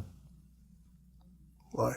How did you create time for yourself when you were training these top athletes? You know, Michael Jordan, Kobe, and Dwyane are the three probably most successful. I'm assuming that you've trained the biggest champions. Yes, well, I've had I've been fortunate enough. Akeem Olajuwon is also a client of mine. If you're basketball, Charles Barkley's been a client of mine. Tracy McGrady's been a client of mine. I've had Charles needs you back as a trainer. Yeah. So the one thing about Charles is in one of my introduction videos, he always just says, "I've lost 30 pounds," and he repeats it over and over again because he's lost those same 30 pounds over and over again. That's but funny. How did you find me time when the greatest athletes are so demanding of your time? How were you able to do that, while training them? Well, you may have to cut down your me time. All right, but there were certain times that I didn't have to travel. Like if they were traveling only for a night and coming back, I didn't take those trips. So that allowed me to do what I wanted to do. But there would be times when I never worked for the organization. I always worked directly for the player. Did you travel with the team? I did not travel with the team. They paid you separate to go travel on your own. The individual, the client, yeah. So this, so people always talk about they get so surprised when an athlete invests 7 figures. And I was like, they need to. They need to. And people are like, man, I hear this, that's so selfish of them. They should how they win. I don't know if you know Novak Djokovic. Yes, but I don't know him. Kobe was close friends with their buddies. Yes. I talked about it with Kobe that I knew him and he goes, that's my guy. I love Novak. I went to go watch Novak right before the pandemic here in Indian Wells, and I went to go watch a match. And afterwards, we hung out with him. He had a traveling gym, a pod. Mm-hmm. It was like an RV, a couple RVs that had, it was the coolest thing I'd ever seen. It had like float tank and sauna and ice bath and meditation pod, all these things in there. Trainers with him. And it was like, this is how I stay successful. I don't do it by just going to bed at night. I got to stretch at night. Yes. I got to do all the things to wind down, prepare myself for the next match tomorrow. And this is why, by investing. I won't say how much he invested in that, but it was like he's putting a lot of money on his health, on his mindset, on his trainers, and it's why he's number one. And like you said, not only is he successful, like you say, he's winning over and over again. Over and again. Over again, and that's what it takes to. And people could be like, "Oh, that's selfish." No, it's not selfish. It's selfish not to. Mm-hmm. All right. So I always look at it this way. Because if you're not obsessed, what are you? Right. If you're not going to be obsessed about it, what are you doing? Yeah. So here's the thing. All right. People would call. I look at what you do. It would be selfish of you not to do it. Mm-hmm. Right. Not to serve the world at the highest level, not to be able to get this information and help people and be selfish. Exactly. So if you don't take care of self. If I'm not prepared and ready to go to these interviews, we're not going to get the best information. We're not going to help people. that's how I look at it. So when I see a person who's like not at the top of their game, or a CEO or a business person that's not functioning well, first thing like, all right, maybe you need to be a little bit more because not only do I need you, there's so many other people that are relying on you to be selfish so you can produce at the highest level. Yeah. If I'm not selfish, we can't pay the team, we can't bring on more people and employ people, all these things, yeah. Why is it such a bad word? Right. Why do people look at winning requires you to be selfish in all forms of life? If your goal is to say, I'm going to be the best parent, I'm going to raise these kids, I'm going to do this the way it is. If you want to talk about Tiger Woods' parent, if those parents weren't selfish with Tiger's time, what would have the world missed out on? People that didn't even know golf. Right. Watch golf. Yeah. Yeah.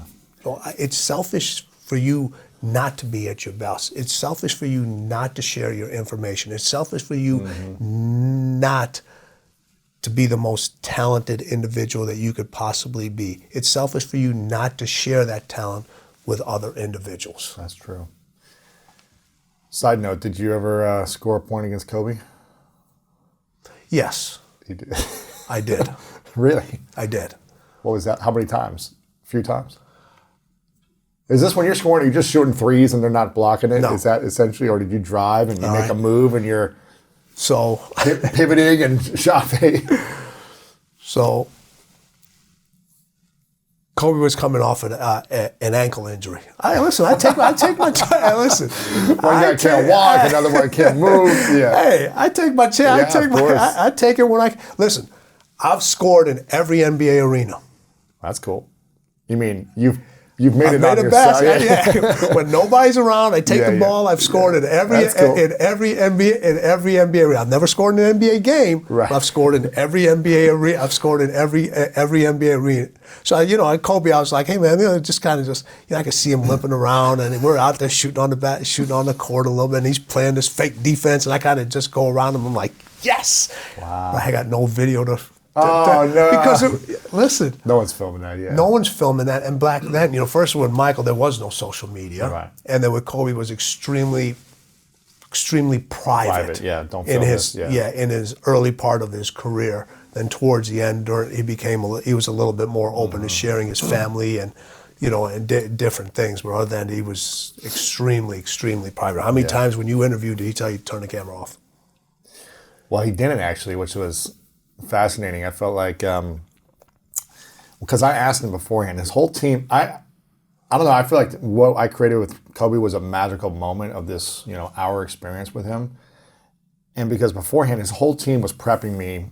We booked it the night before. Mm-hmm. They wanted to do the interview like a month out. And I was like, if we don't do this tomorrow morning, this isn't happening. Right. Because I already know he's going to be busy. Yes. So they reached out. And I was like, we need to book this in the morning, first thing, or whenever tomorrow. I'll do it anytime tomorrow. But if we do it a week out, it's not going to work. Yeah. He's going to, it's going to fall through. So I had my moment, like the chance, just like you, and his ankle was broken, right? And the team was there. This is crazy. I got there, I think, around 6:30. The interview was at 8. And I'm the first one there. I turn on the light. The assistant opens the door, lets me in. We turn on the lights. We go find a place where I'm going to go film. We go walk through. I don't know if you ever went to his office. Kobe Inc. Yeah. Yeah, we walk through. And there's a big opening first, and then there's like these glass windows that go into another room. Mm-hmm. And I walked down there to look at the other room. Didn't like the setup anywhere, so I walked back. It's 6:30 a.m. Walk back. On the last office on the left in the glass windows, I see the lights are off and I see a shadow in the back. And for a second, I'm like, oh, that's Kobe back there. Yeah. It's 6:30 a.m. Mm-hmm. And we walk past it, and then I talk to the assistant. I go, is that Kobe? And she goes, yeah, he's been here for over an hour. Yeah. He was up at 4 training with his daughter, and he's the first one here. Yeah. And I go, this guy just won an Oscar. He's like, no reason to be here at 6:30. Right. And he's not even on his phone or on his computer. He was just like dreaming or visualizing or something was happening. Like he was just looking up at the ceiling like this. And I was like, this guy's a freak, as a machine. And we set up close to there, but he couldn't see where we were setting up. Mm-hmm. But he must have known that people were there. And so I'm there for an hour and a half thinking, is he going to come out? Is something going to happen? People are starting to come in now. It's getting closer to 8. The lights turn on in his office, probably 7:50. And someone goes in and has a conversation, but I don't see him until 3 minutes before 8. Now his team is prepping me. Everyone's there now. Yeah. And they gave me a list of all these things I cannot ask him. I was like, cool, no problem.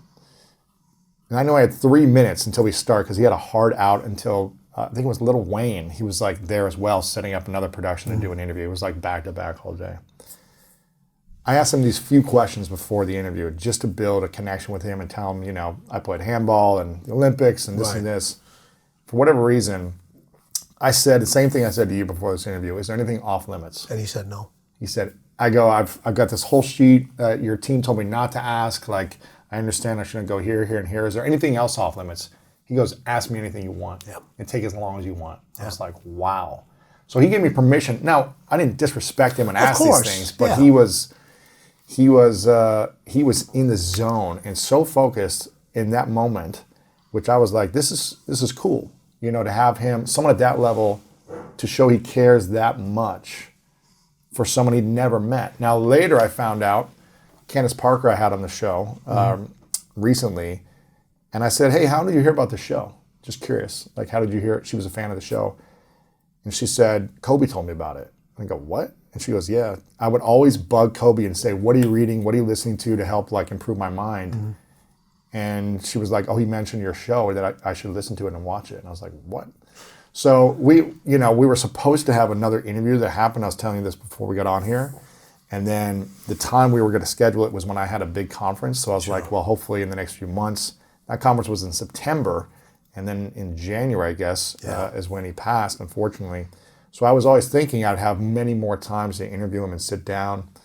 But that time never happened. And I know that you spoke to him, I think, a week before. You talk about it in your book. What was that conversation and that time like? So we would go back and forth. We'd text each other from time to time to say, hey, you good? Yeah, I'm good. You good? And, no long conversations. What are you doing? He's always chasing the next win. That was business, the movies, the TV. That was his thing. And I said, he was busy. I was busy. We tried to get together and just like, hey, All-Star game is in Chicago. So he was going to be. I live in Chicago. He was going to come down there for the event and some business stuff, and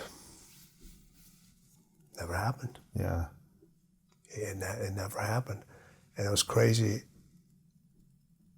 I know there's a lot of people out there, and that are in this space that tell you have time.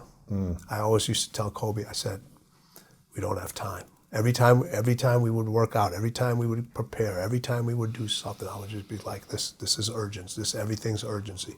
We don't have time. Man, I wish I was wrong. Boy, I wish I was wrong. Because it 3 days later, that's when it really affected me. I was sleeping. I was in the middle of the night because you just would think this is not real. Mm-hmm. It's not real. And if you got a chance to meet him, you got a chance to spend time. You got a chance to spend time with him. And you know what? I'll tell you, when they gave you that list, it was a test with no right answers. Yeah. That's what it was. Yeah. It was a test with no right answers. And you took it to a level that very few people got a chance to see. But he had this very innate trust with people right away that he just knew. Yeah, I felt like he was like right away. It was like he was my best friend. Is what it felt like. There's something at the but if you lose that trust for a moment, he's like never speak to you again. oh my goodness! Oh my goodness! Just like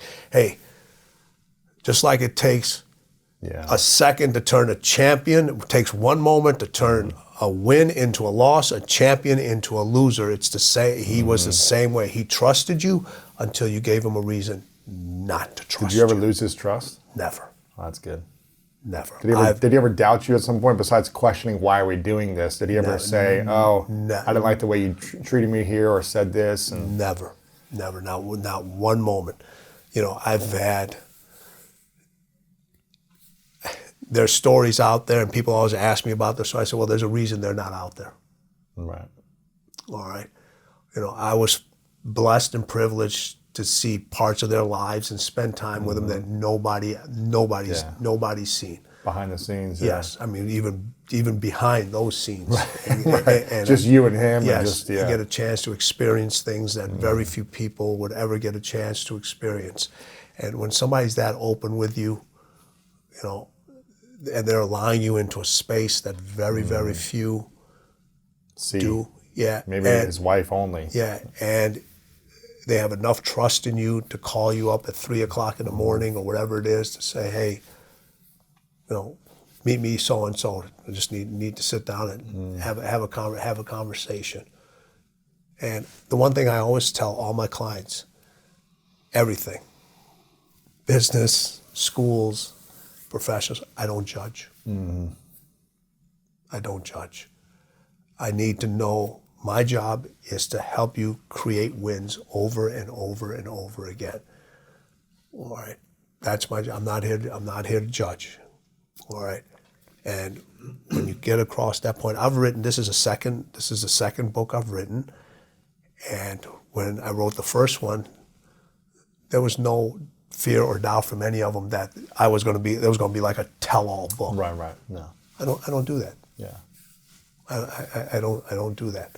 You know, there's certain parts of each individual, yourself, myself, that we share with very few people. And there's a reason we share that with very few people. Yeah.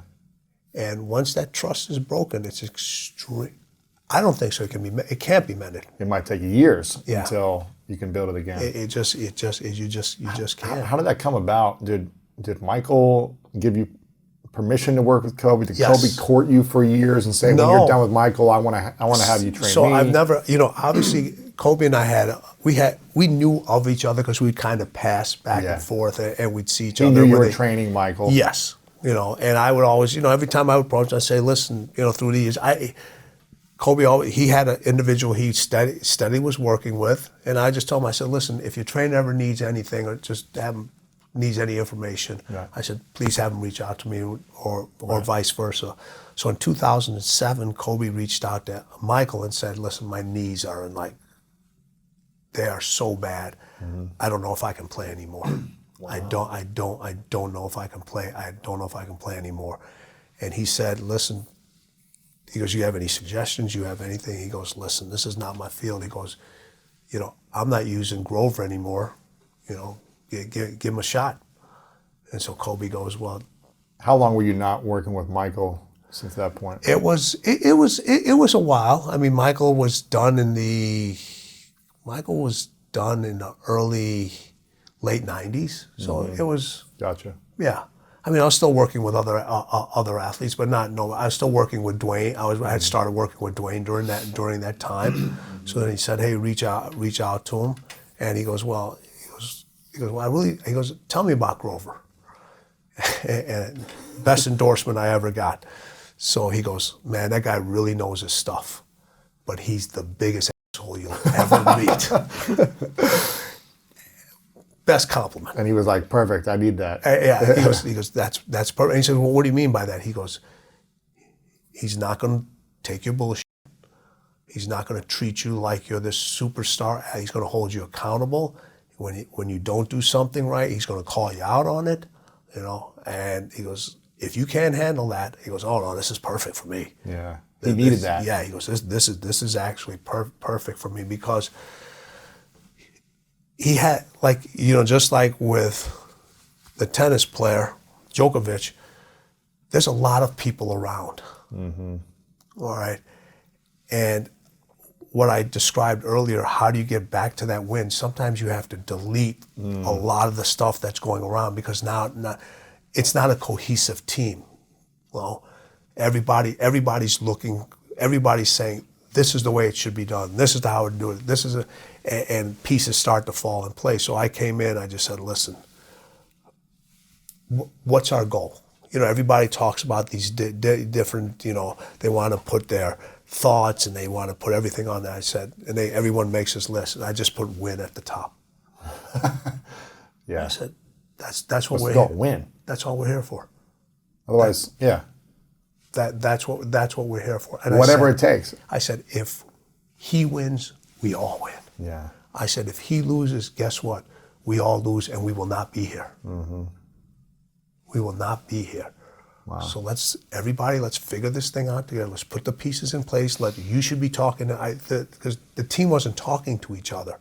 So I came in and I got everybody starting to talk to each other. His personal team. Yeah, it's just like, Not the Lakers. right. His personal team. I said, they're not talking to each other. Mm-hmm. All right, everybody's not, I don't know what this person's doing, you don't know what this person's doing. I said, we need to get everybody on the same. After every treatment, every workout, everything that goes on, you should know what this person does. Everybody should know. And this was before, I wasn't going to require everybody to do a Google, a spreadsheet or a Google Doc, all that. I was like, listen, we need to every single day get together on a phone, get a thing and say, hey, this is what I did, this is what I did, this is what I did, so we know. And then when I started to work with him, I looked at what was going on with his knees, and I had some ideas, I had some thoughts. I said, okay, this is what you've been planning. These are the surgeries that you've had. I said, this is probably going to take. I said, probably take about 8 weeks to alleviate this pain. And I put a real specific program for him to say, this is what we're going to do. I kind of describe it in the book a little bit, and I said, this is what we're going to do. And he started to feel better, and started to feel the knees started to come around, and he was able to play in the Olympics in 2008 during that time, and just took off kind of gave a Ferrari or Lamborghini the necessary tune-up it really needed, and the genuine parts that were necessary to get him playing again at the highest level. And he believed in me. But the one thing he always said was just like, when a reporter asked him later, he goes, hey, I heard you're working out with Michael Jordan's guy, Tim Grover. He goes, what do you think about him? He goes, he ain't done it for me yet. He goes, I don't know. He goes, you want to go ask Michael what he did for him, for he hasn't done anything for me, which was the perfect answer. Mm-hmm. Which was the perfect answer, because too many people, when we talked about the three things about winning, the people that compete, the people that win once, and the people that win over and over again, you're only good as your last win. True. All right, you're only as good as your last win. That's it. So it was important to me to say, hey, listen, what I did for Michael doesn't matter. Judge me by what I do for you. All right, and you and I kind of similar in this situation here. So when you got your first big interview, whoever that may be, I was like, you can't do it again. Now you got your next big interview. Yeah. Oh, you can't do it again. Now you got your next. Now you got your next one. So people always say, oh, you did it with Michael. Go do it with somebody else. All right.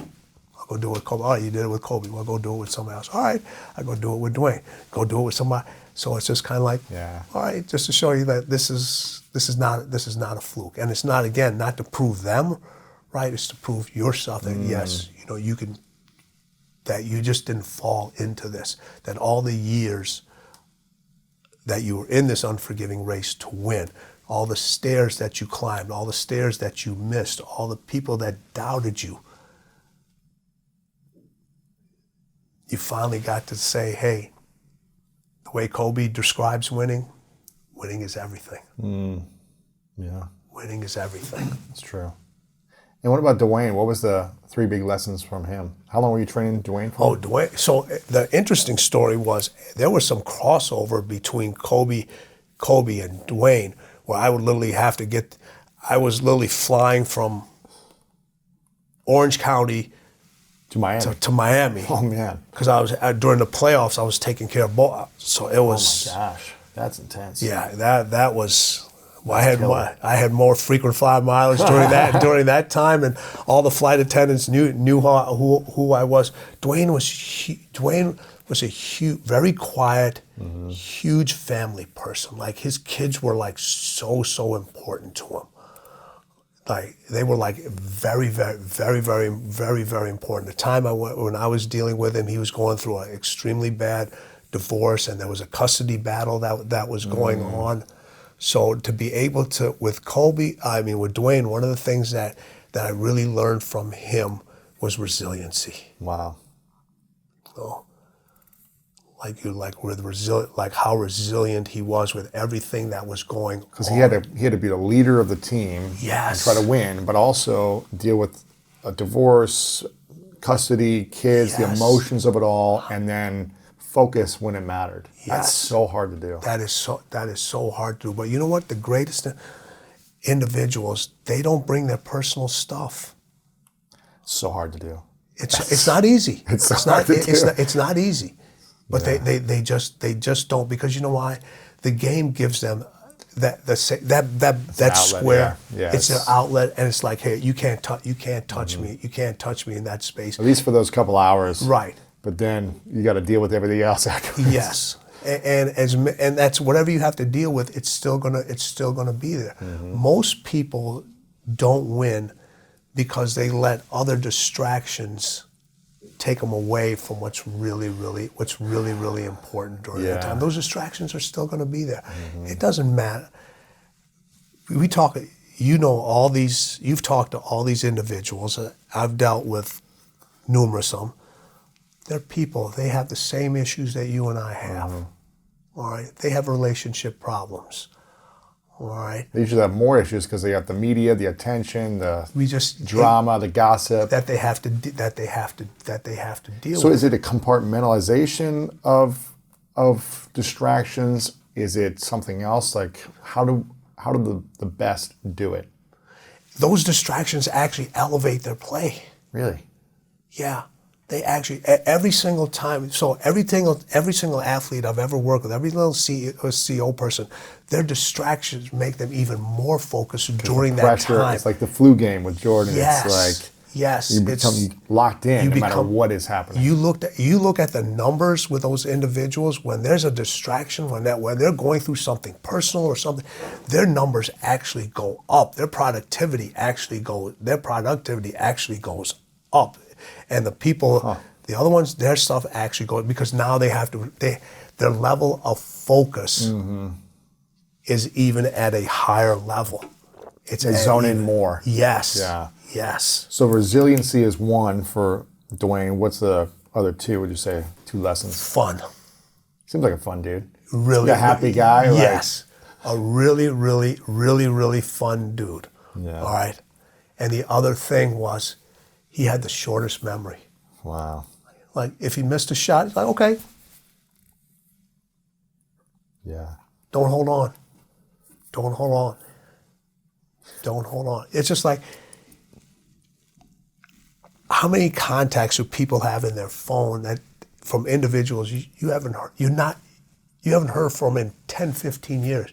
You just won't delete the contact. Right. How much stuff do you have? I've got thousands of contacts. How much stuff do individuals have in their closet that's never coming back in style? You're never going to fit in it again. You're never going to. They just hold on to it. Get rid of that stuff. And people do the same thing. They have one bad game, or they have one bad report about them, or somebody says it changes their whole mood, it changes their whole ideas, it changes their whole complexity of themselves.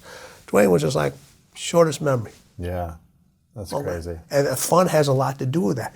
And winning is fun, all right? Winning is fun.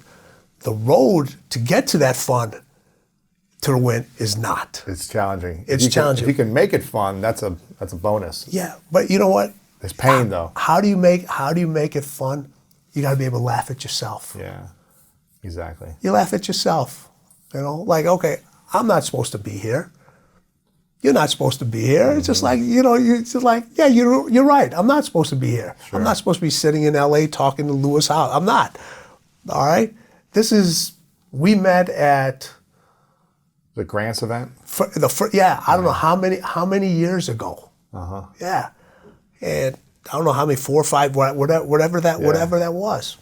You know, it's just, when you were lying down, I think it was on your sister's couch, would you ever think about I mean, I think about it, but I didn't know if it would happen, when it would happen, how it's going to happen, Right. all these things. When you had that injury, that was Yeah. like, you know, it was like, Devastating, it's yeah. devastating. Is it done? All right. And people say that person's in a dark place, but you know what? That's where a lot of the healing happens is when you're in that place by yourself, when you really get to understand who you are and what it takes. When you had those moments by yourself on that sofa and you're sitting around and you just said, yeah, I could sit here all day, all night if I wanted to. But those voices started to talk to you and say, hey, this is more out there. That's when your brain really started to work. That's when the chemistry really started to come in. That's when the dopamine hits started to come in because you're like, this is no longer available to me, but there's so much more out there for me. Absolutely, yeah. Yeah. We've got a couple final questions for you. This has been inspiring, but I want people to get the book, Winning, The Unforgiving Race to Greatness. A lot of great praise around this from some of the top athletes, coaches in the world. It's going to inspire you, a lot more lessons and stories. If you enjoyed this conversation, you're going to get a lot more in here as well about how to win. And The Unforgiving Race to Greatness. Love the title. I'm not going to ask you who's the best basketball player, but who was the best athlete? Who was like, man, they were just freak athlete, and anything they wanted to do, they could do it. That you trained, anyone you trained. It doesn't have to be. I trained. It doesn't have to be MJ or Kobe, but of all the people you trained, who was like, this person is the greatest athlete, athletically gifted, talented, not the best basketball player. Right. Let's see. Because I know you probably don't like answering that question, Yeah, so I don't ask that. Yeah, it's tough. Let me try to think. I got to think about this one for a little while. Like their reaction time, their speed, their quick, they could take on any sport, anything. I know they're all great athletes in lots of sports, but who is like, man, this person just doesn't love to win at everything, but they do win at everything because they're so good as an athlete. Well, so here's the thing. The athlete that I'm thinking about comes to my mind. From an athletic standpoint, he was literally off the charts. Yeah. But he didn't win because he was so athletic. Really? Yes. What do you mean? He didn't win because he was so athletic? Because he relied on his athletic ability. Gosh, you know what's funny? much. You know what's funny about this? There was a guy when I was in 8th grade. He was going into freshman year. He was a senior. He was the freakest athlete that I'd ever seen at that time. Now I'm like a 13-year-old, skinny white dude who could barely jump and all these things. And he had a 40-something inch vert. He was like just chiseled, jacked, could shoot threes so smooth, unbelievable. I just never seen a gifted athlete like this. 360 dunking, easy, whatever he wanted to do, he could do it. But he wasn't a winner. Like he would buckle under pressure or he didn't believe in himself. Yeah. And I was like, man, it doesn't matter how much of a great athlete you are if you don't have the ability to believe in yourself, overcome adversity, challenges, and obstacles. And the flip side of that, if you're not the best athlete, but you have the mentality of a winner and you're willing to go harder and overcome adversity and self-doubt, you can win. Yes. Give me somebody with a little less talent and that everything that you and more of whatever you You'll take mentioned, that. I would take that every single time. All my greatest, my top individuals, they weren't the greatest athletes out there, but they were great. They were great athletes. They were great people. They were great competitors. All right. They were great givers. They were great, extremely coachable. They were great at winning. And they knew how to elevate everybody else around them, That's which key. is so important. Now they all did it in different ways. Right. It's easy to elevate yourself. It's easy to get the most out of yourself. All right. It's so difficult to Get the most of everyone else. to get the most out of everyone else. So this guy you were I training, can't give his you don't name. have to say his name, but the Okay. guy you were training, he was a better athlete than everyone else. It was But unbelievable. But what was he not able to do? He wasn't coachable, or he wasn't able to get the best out of everyone He around was him. more concerned about the brand. The way he looked, or his Yes. Yeah. Than actual winning. than winning. And winning is all consuming. It needs to be like, hey, I'm the only thing that matters right now. Otherwise it's going to turn its attention to somebody else. Right.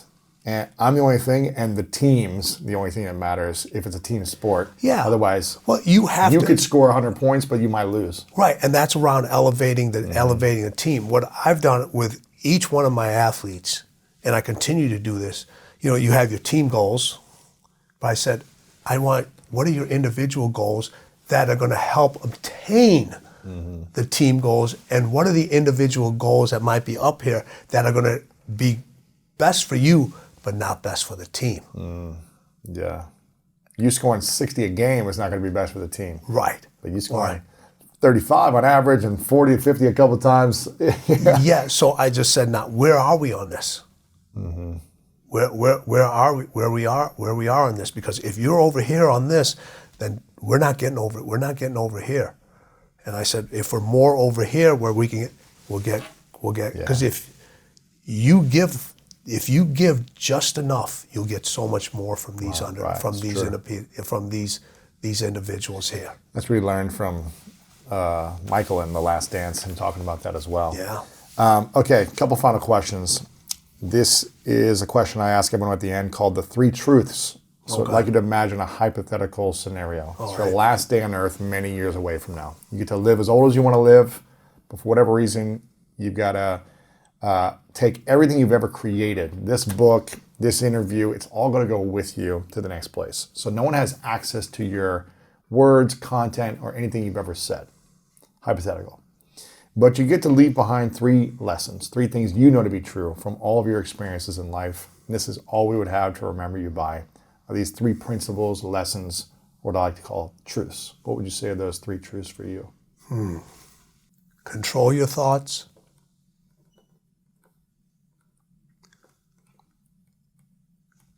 Control your emotions. You'll control the outcome.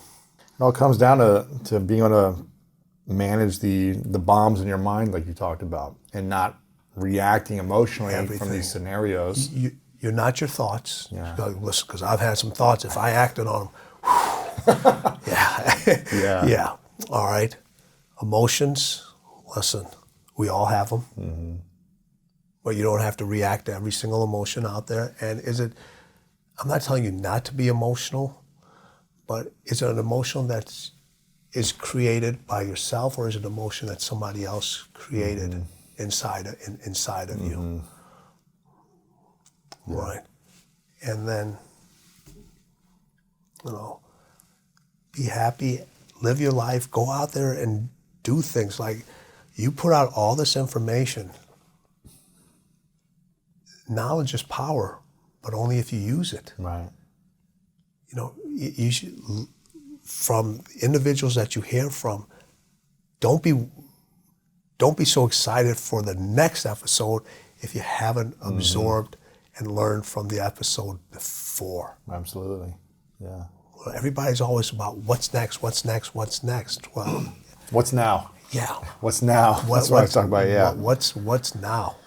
I'm excited about this book, Winning, The Unforgiving Race to Greatness. Tim, before I ask the final question, I want to acknowledge you for the way you've been showing up for the greatest athletes in the world for the last 2-3 decades, and how you've continued to improve and evolve yourself. Thank you. How you continue to take the information and distill it in ways that we can receive it and understand for our life, so we can improve the quality of our life. And I acknowledge you for constantly overcoming the challenges that you might be facing in your life. We didn't get to talk about a lot of that stuff you personally going through, but for you to create, even when you might be struggling or going through your own stuff, is really inspiring, because you're here to serve other people. So we all are. Of course. We all are. And the more people you serve, the better you feel about yourself. The more people, when I said winning is everything, the feeling that it gives. When you see yourself win, when you see your family win, when you see your kids win, when you see others win. It's amazing. It's undescribable. It's undescribable. And I know, Louis, and you and I are very similar in this. When people come up to you, says, man, your words or your show or whatever, your book, it changed my life. that's a special feeling. Absolutely. That's a special feeling. And I always tell individuals, you know what? You changed your life. You took action. Yeah. You took the time.